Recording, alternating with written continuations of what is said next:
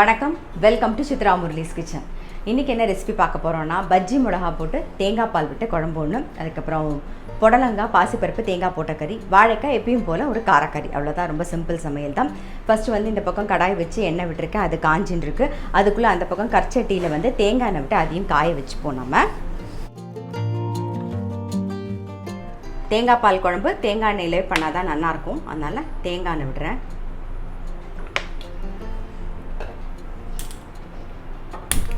காயிட்டோம். இதுக்குள்ளே இந்த பக்கம் கடாய் நல்லா காஞ்சிடுத்து நம்ம வந்து புடலங்காய் கறிக்கு ரெடி பண்ணிக்கலாம். கடுகு, உளுத்தம்பருப்பு, பச்சை மிளகா, கருவேப்பிலை ரெண்டும் சேர்க்குறேன். ஒரு கரண்டி பாசிப்பருப்பு வாஷ் பண்ணி ஒரு 20 நிமிஷம் ஊற வச்சுருக்கேன், அதையும் சேர்த்துக்கிறேன்.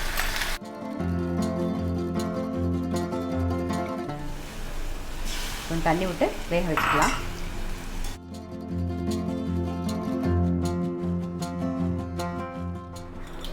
தேங்காய் எண்ணெய் வந்து நல்லா காஞ்சிடுது. கடுகு, சோம்பு, கருவேப்பிலை, 2 உளுந்து, பஜ்ஜி மிளகா வந்து தேங்காய் பால் விட்டு குழம்பு பண்ண போகிறோம். அதுக்கு ஒரே ஒரு வெங்காயம் கட் பண்ணி வச்சுருக்கேன் மீடியம் சைஸில். மாதிரி 2 தக்காளி மீடியம் சைஸில் 2 தக்காளி கட் பண்ணி வச்சுருக்கேன். புளிப்புக்கு வந்து தக்காளி மட்டும்தான். இப்போ வெங்காயம் சேர்த்துக்கலாம்.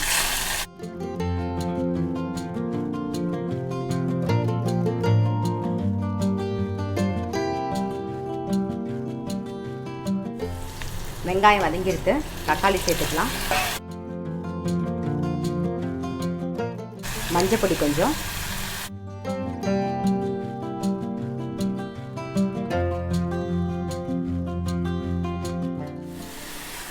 தக்காளி கொஞ்சம் வதங்கிடுது. இப்போ கட் பண்ணி வச்சுருக்க பஜ்ஜி மிளகா அது கூட சேர்ந்து ஒரே ஒரு பச்சை மிளகா சேர்த்துருக்கேன். ஸோ அதையும் சேர்த்துருவோம். மிக்ஸ் பண்ணிவிட்டு மூடி வச்சிடலாம். அந்த எண்ணெயிலே கொஞ்சம் வதங்கட்டும், மூடி வச்சுருவோம். அதுக்குள்ளே இந்த பக்கம் பார்த்தீங்கன்னா பாசிப்பருப்பு ஒரு 3/4 பாகம் வெந்துடுது பாருங்கள், ஒரு 3/4 பாகம் வெந்துடுது. ஸோ இதோடையே நான் வந்து புடலங்காயும் சேர்த்துட்றேன், அதுவும் சேர்ந்து ஒன்றா வேகட்டும். தேவையான உப்பையும் சேர்த்துடுறேன்.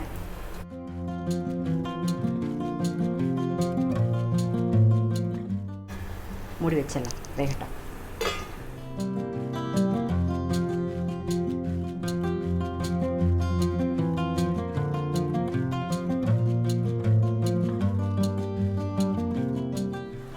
பஜ்ஜி மிளகா நல்லா வதங்கிடுது.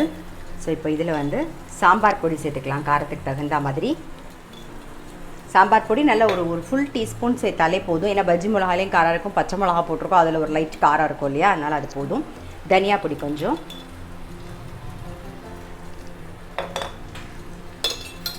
கொஞ்சம் உப்பு, இதெல்லாம் சேர்த்து ஒரு வதக்கிடலாம். அப்புறம் தேங்காய் பால், நான் வந்து இப்போ வந்து தேங்காய் துருவி அரைக்கிறதா இருந்தால் ஒரு அரை மூடி தேங்காய் எடுத்து திக் பாலும் தண்ணி பாலும் தனியாக எடுத்து வச்சுக்கோங்க. இல்லை தேங்காய் பவுடர்னு சொல்லி கடையிலே கிடைக்கிது, அதை எடுக்கிறதா இருந்தால் ஒரு பேக்கெட் பார்த்துட்டு உங்களுக்கு எந்த அளவு எடுத்துக்கிறீங்களோ அதுக்கு அந்த தகுந்த மாதிரி தண்ணி விட்டு கரைச்சி வச்சுக்கோங்க. நான் வந்து இன்றைக்கி தேங்காய் துருவி ஒரு இது வந்து திக்காக பால் எடுத்து வச்சுருக்கேன். அரை மூடி தேங்காயில் வந்து தண்ணியாக பால் எடுத்து வச்சுருக்கேன். இப்போ இந்த தண்ணி பால் தான் சேர்க்க போகிறேன்.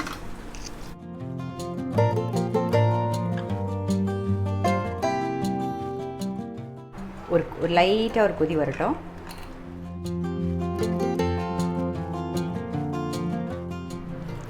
தேங்காய் பால் வந்து கொஞ்சம் தண்ணி தேங்காய் பால் விட்டு ஒரு கொதி வந்துடுது. இப்போது திக்கான தேங்காய் பாலை சேர்த்துப்போம். இது சேர்த்து ரொம்ப கொதிக்கக்கூடாது, லைட்டாக அப்படி வரும்போது ஒரு லைட் கொதி வரும்போது ஆஃப் பண்ணிடலாம். ஸோ நம்மளுடைய பஜ்ஜி மிளகாய் தேங்காய் பால் குழம்பு ரெடி ஆகிடும். புடலங்காய் பாசிப்பருப்பு சேர்ந்து நல்லா வெந்தெடுத்து இப்போது தேங்காய் சேர்த்துடலாம். கொஞ்சம் பெருங்காயப்பொடி. இந்த பக்கம் வந்து நம்ம பஜ்ஜி மிளகா குழம்பு ரெடி ஆகிடுது. லைட்டாக ஒரு கொதி வந்துடுது, நான் ஆஃப் பண்ணிடுறேன். அவ்வளோதான். புடலங்காய் தேங்காய் போட்ட கறி வந்து ரெடி ஆகிடுது, இறக்கி வச்சுடுவோம். ஸோ வாழைக்காய் கறிக்கு ரெடி பண்ணிக்கலாம். வாழைக்காய் எப்பயும் பண்ணுற மாதிரி ஜஸ்ட் ஒரு காரக்கறி தான், அதனால் இது கொஞ்சம் எண்ணெய் விட்டுருக்கேன், அது காயட்டும். எண்ணெய் காஞ்சிடுது. கடுகு, உளுத்தம்பருப்பு,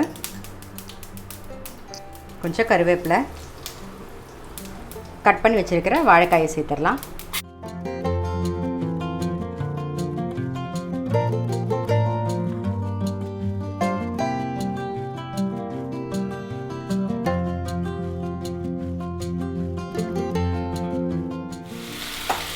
மஞ்சப்பொடி, உப்பு, ரெட் சில்லி பவுடர், அப்புறம் பெருங்காயப்பொடி.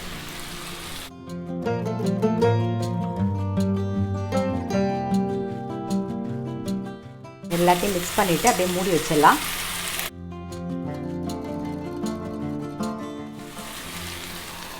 வேகட்டும். வாழைக்காய் கறி ரெடி ஆகிறதுக்குள்ளே மாங்காய் துண்டம் வந்து இந்த பக்கம் வந்து ரெடி பண்ணிவிட்டு அது எப்பயும் பண்ணுற மாதிரி தான். ஸோ அதுவும் ரெடி பண்ணியாச்சு. வாழைக்காய் பாருங்கள் நல்லா வெந்துடுது. இதில் அரிசி மாவு மட்டும் கொஞ்சம் தூவிடலாம். அப்படியே விட்டுட்டோன்னா நல்லா ரோஸ்ட் ஆகிடும். அதுக்காக தான்.